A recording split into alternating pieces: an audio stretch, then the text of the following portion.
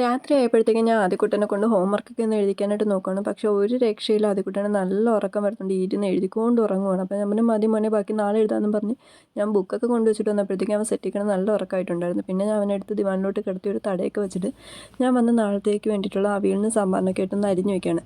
ഞാൻ കഴിയുമെങ്കിൽ മാക്സിമം തലേന്ന് രാത്രി അരിഞ്ഞു വയ്ക്കാൻ ശ്രമിക്കാറുണ്ട്. അപ്പോൾ നമുക്ക് പിറ്റേന്ന് രാവിലെ എഴുന്നേൽക്കുമ്പോഴത്തേക്ക് ജോലി എളുപ്പമാവുമല്ലോ. അതുകൊണ്ട് ഞാൻ കഴിയുന്നത് രാത്രി തന്നെ അരിഞ്ഞു വയ്ക്കാൻ ശ്രമിക്കാറുണ്ട്. അപ്പോൾ ഞാൻ അരിയുമ്പോഴത്തേക്ക് ഉരുളൻകിഴങ്ങ്, കായ ഇതൊന്നും അരിഞ്ഞു വെക്കത്തില്ല. ഇതൊക്കെ തൊലി കളഞ്ഞ് വെക്കത്തേ ഉള്ളൂ.